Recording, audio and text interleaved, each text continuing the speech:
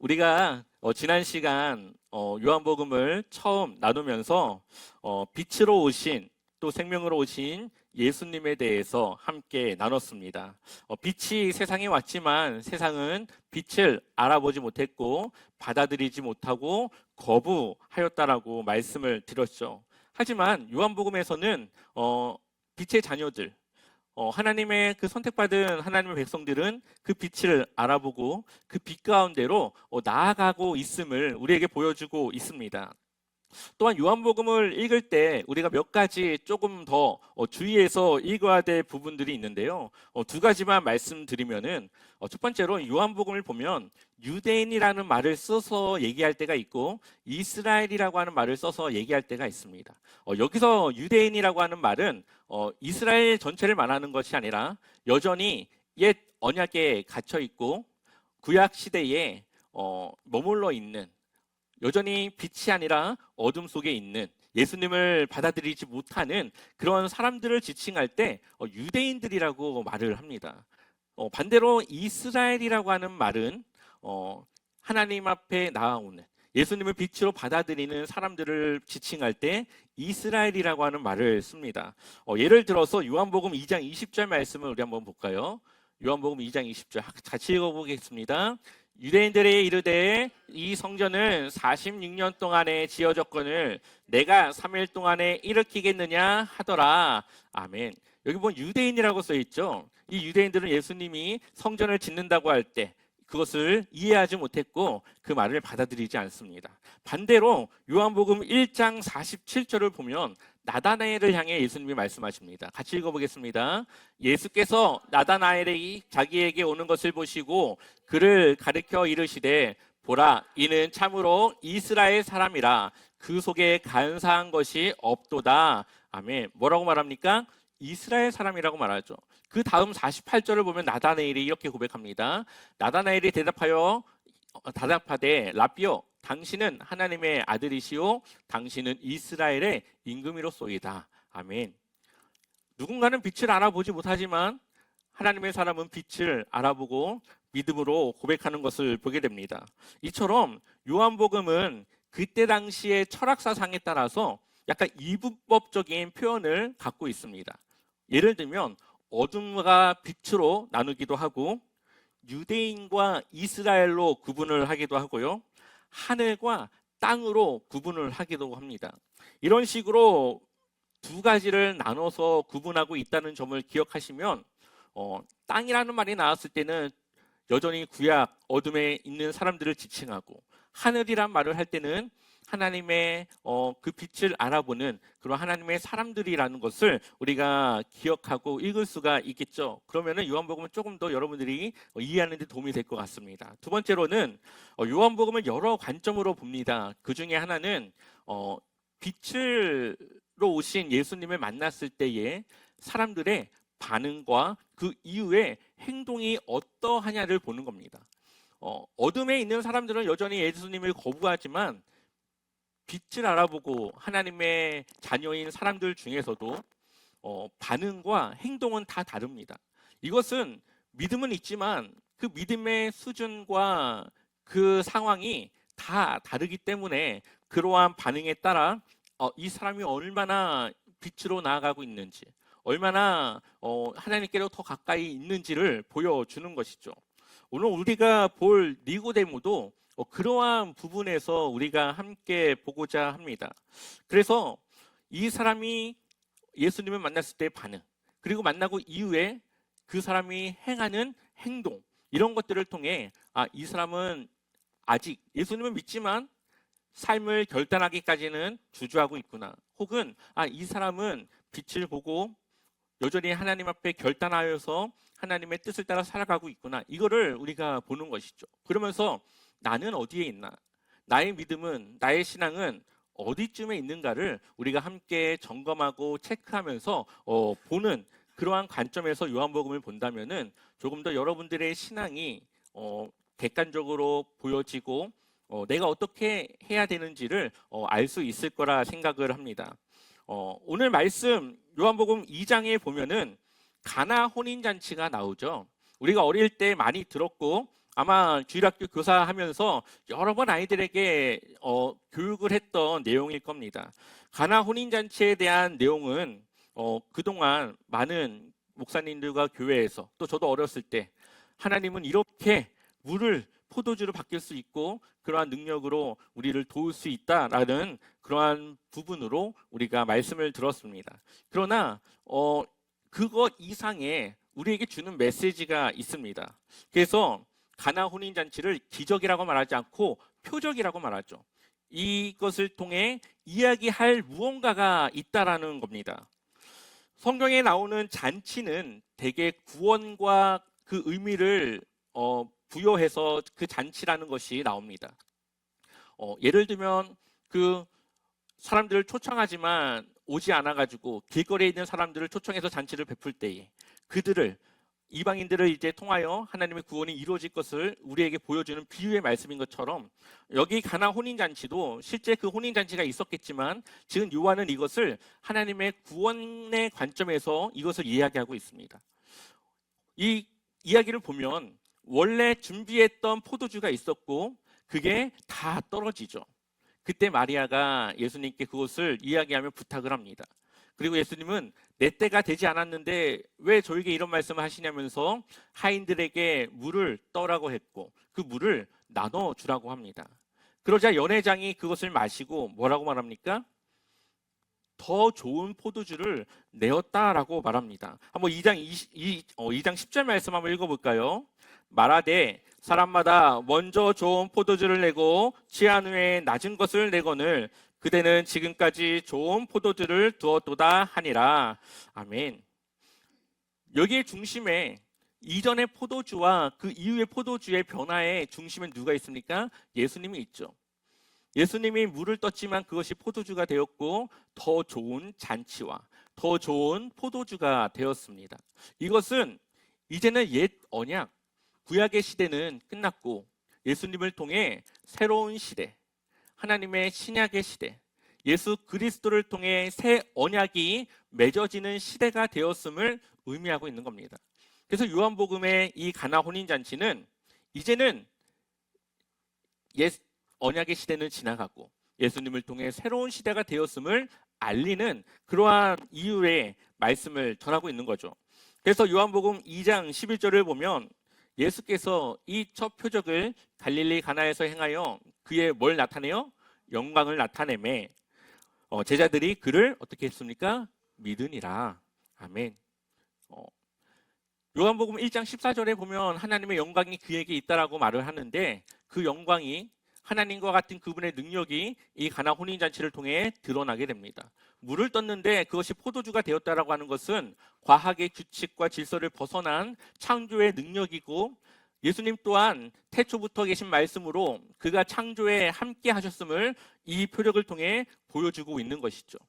그러면서 예수님 또한 하나님의 삼위 하나님 중에 한 분임을 보여주고 있고 그것을 이 가나 혼인잔치를 통해 보여주면서 이제 제자들 또한 그가 하나님의 아들이심을, 그가 하나님과 동등한 분이심을 믿게 되었다라고 말하고 있습니다. 자, 이제 새 시대가 되었고 그 이후에 나오는 사람들을 보면 이 사람이 옛 언약의 시대에 머물러 있는가 아니면 새로운 시대로 나아가고 있는가를 우리는 이제 봐야 합니다. 그리고 그 첫 번째 사람이 누굽니까? 바로 니고데모라고 하는 사람이 나오는 것이죠. 3장을 보면 니고데모가 옛 언약에 있는 사람이지만 바리새인으로서 율법을 철저히 지켜나가는 율법주의의 그런 사람이지만 그가 빛을 알아봅니다. 예수님이 행하시는 그 기적을 통해 그것은 절대 사람이 아니라 하나님이 아니면 하실 수 없다라는 것을 그가 깨닫고 예수님께 찾아옵니다. 근데 그가 찾아온 시간대가 중요합니다. 우리 한번 요한복음 3장 2절 말씀 같이 읽어보겠습니다. 그가 밤에 예수께 와서 이르되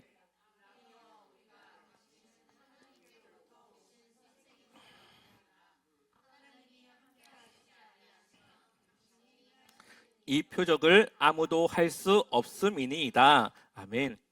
니고데모가 예수님을 찾아오는데 언제 찾아옵니까? 밤에 찾아오죠. 이것은 지금 니고데모의 현재의 상태를 보여주고 있는 겁니다. 니고데모는 바리새인이고 유대인들의 지도자였고 누구보다 율법을 지키고 살아가는 구약 시대의 사람인데 그가 보니 하나님이 약속했던 메시아의 그 모습이 예수님께 나타나는 것을 그가 보게 됩니다. 그러면서 그의 마음에는 예수님이 그 메시아인 것을 믿고 아는데 여전히 그 앞으로 나아가는 것은 주저하고 있는, 그것을 드러내는 것은 주저하고 있는 그러한 모습임을 보여주고 있는 것이죠. 2절의 말씀에 대한 예수님의 대답은 조금 뜬금없는 말을 대답합니다. 3절을 보게 되면 예수께서 대답하여 이르시되 진실로 진실로 내게 이르노니 사람이 거듭나지 아니하면 하나님의 나라를 볼 수 없느니라. 아멘. 이 니고데모는 와서 당신을 보니까 하나님과 함께하는 사람인 것을 내가 알겠습니다 라고 대답했는데 예수님은 갑자기 거듭남에 대한 이야기를 합니다. 니고데모가 말하지 않았지만 예수님은 그의 마음을 아셨고 그가 왜 자신을 찾아왔는지를 아시는 거죠. 그러면서 영원한 생명, 하나님께로 나아가기 위해서는 거듭나야 됨을 이야기합니다. 그런데 이것을 니고데모는 이해하지 못하고 다시 4절에 또 묻습니다.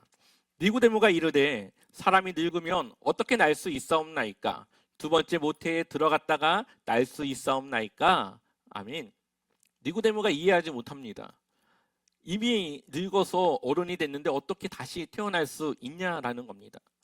이것을 이때 당시 철학, 그런 헬라 철학에 빗대어 보면 하늘로부터 다시 나야 된다라고 하는 의미로 지금 말하고 있는 것인데 여전히 그가 이해하지 못하고 있는 겁니다. 그러자 예수님께서 다시 대답합니다. 5절 말씀 같이 읽어보겠습니다. 함께 읽겠습니다. 예수께서 대답하시되 진실로 진실로 내게 이르노니 사람이 물과 성령으로 나지 아니하면 하나님의 나라에 들어갈 수 없느니라. 아멘. 이 두 사람의 대화의 핵심은 니고데모는 내가 어떻게 해야 거듭날 수 있겠습니까? 를 물어보고 있고 예수님은 사람이 아니라 하나님이 하셔야 된다는 것을 이야기하고 있습니다. 니고데모는 여전히 구약적인 생각과 사고관으로 율법을 지켜야 되는지 아니면 내가 무엇을 해야 되는지를 묻고 있습니다. 거듭남을 위해서 내가 무엇을 해야 되겠습니까? 그러나 예수님은 사람은 할 수 없고 물과 성령으로 거듭나야만, 하나님이 주시는 그 성령이 그 안에 함께 해야만 거듭날 수 있다라고 말하고 있는 겁니다. 이 거듭남이라고 하는 것은 우리가 정말 예수님을 믿는 그 믿음을 갖는 것은 하나님의 자녀가 된다라고 하는 것은 우리가 무언가를 한 공로가 아니라 하나님의 은혜로, 하나님이 주시는 그 은혜로 우리가 하나님의 자녀로, 하나님의 백성으로 살아갈 수 있음을, 그 거듭남은 하나님께 있다라는 것을 이야기하고 있는 것이죠. 그런데 이것을 우리가 가기 위해서, 하나님께서 우리에게 그러한 은혜를 주기 위해서 우리가 해야 될 것은 하나님께 전적으로 우리의 삶을 내어드리는 겁니다.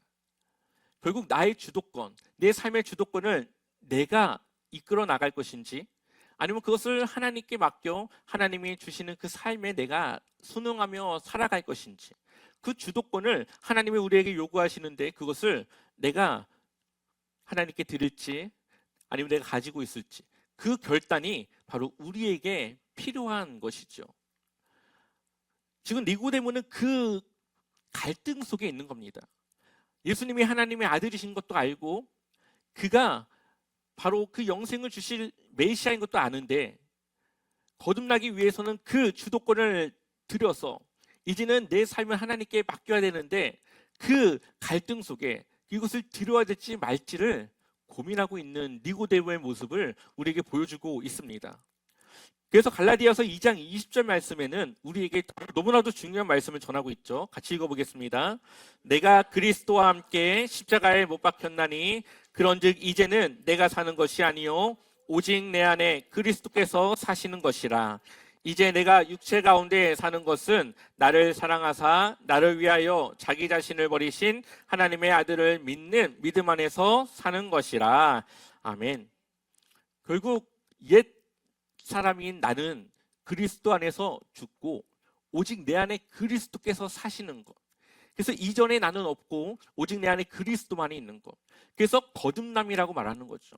이전에 내 생각과 가치관과 삶의 방향과 내가 중요하게 생각했던 것은 이제 버리고 하나님이 주시는 그것을 받아들여 그것으로 내가 새롭게 살아가는 것, 새롭게 하나님을 위해 결단하는 것, 그것이 바로 이 거듭남이라는 것입니다.